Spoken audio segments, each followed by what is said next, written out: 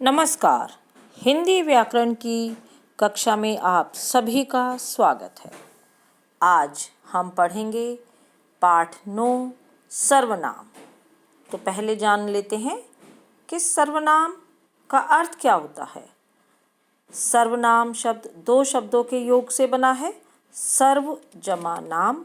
सर्व माने सभी का और नाम तो किसी की पहचान होती ही है, अर्थात ऐसे नाम जिनका प्रयोग हम सभी के लिए कर सकते हैं उन्हें हम सर्वनाम कहते हैं। अब सभी के लिए हम इनका प्रयोग कैसे कर सकते हैं?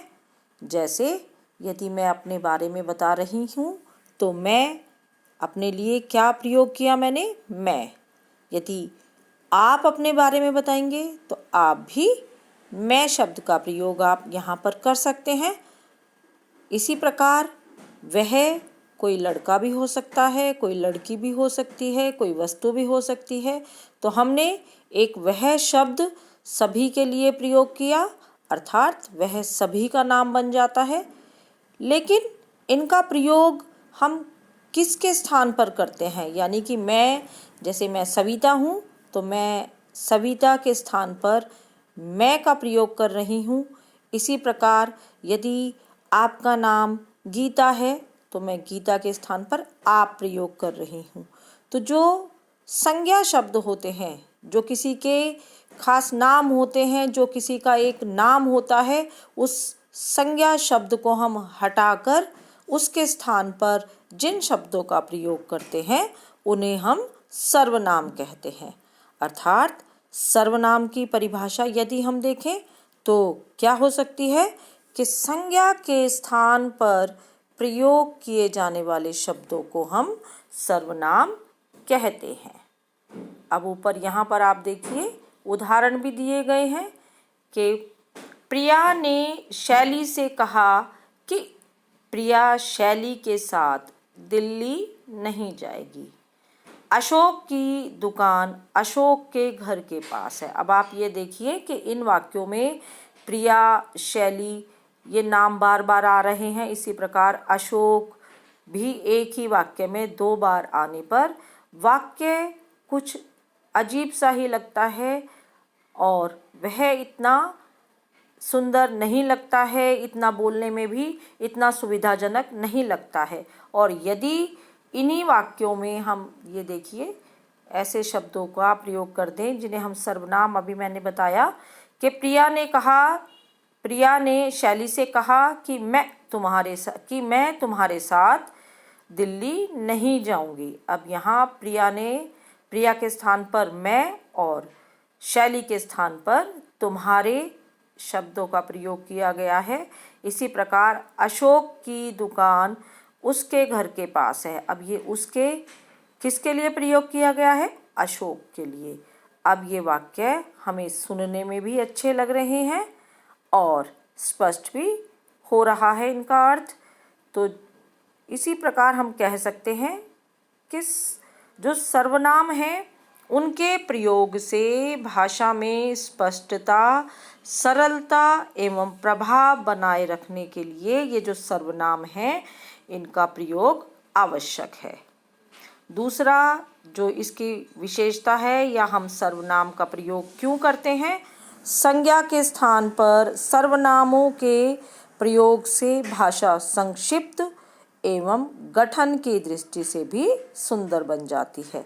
भाषा संक्षिप्त अर्थात छोटी भी बन जाती है जो उसका रूप है, और वह अधिक प्रभावशाली भी बन जाती है और इसके साथ साथ अधिक स्पष्ट और सरल भी बन जाती है।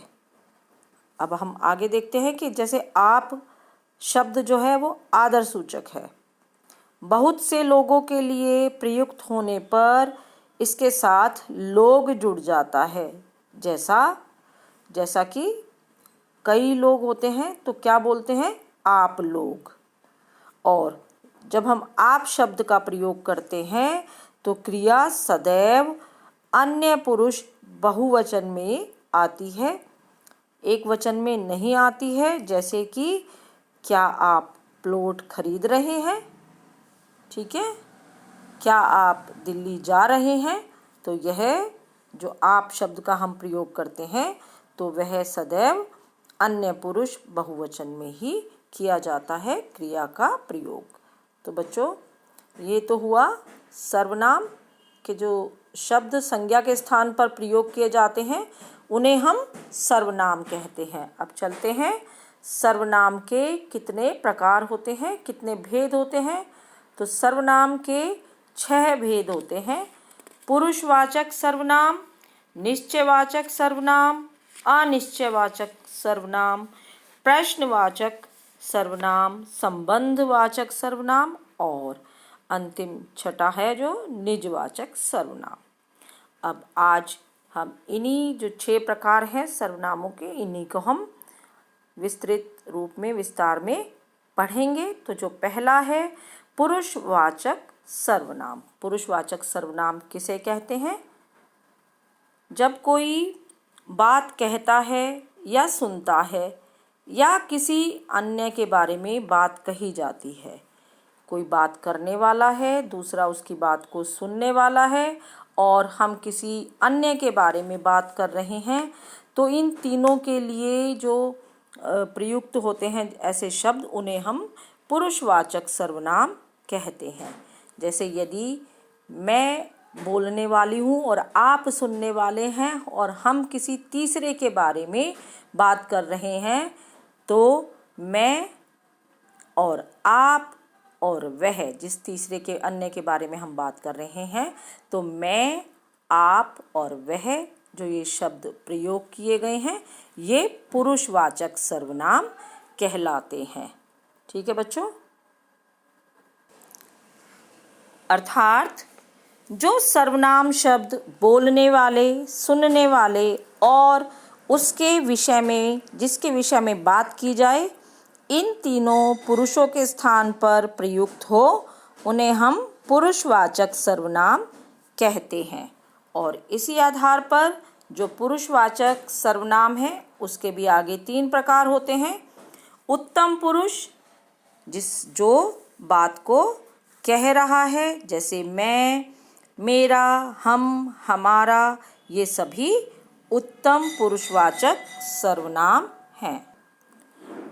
उसके बाद आता है मध्यम पुरुषवाचक, अर्थात सुनने वाला, जैसे तू, तुम, तेरा, तुम्हारा, आप, आपका, आपको, ये सभी मध्यम पुरुषवाचक सर्वनाम हैं। इसके अतिरिक्त तीसरा जो पुरुषवाचक का जो तीसरा प्रकार है वह है अन्य पुरुषवाचक, जो सामने उपस्थित नहीं है परंतु उसके बारे में बात की जा रही है, जैसे वह, वे, उसे, उसका, उनका, ये सभी क्या है? अन्य पुरुषवाचक सर्वनाम है। तो ये तो हमने जाना पुरुषवाचक सर्वनाम के बारे में। अब चलते हैं जो दूसरा भेद है निश्चयवाचक सर्वनाम। पहले उदाहरण देखते हैं।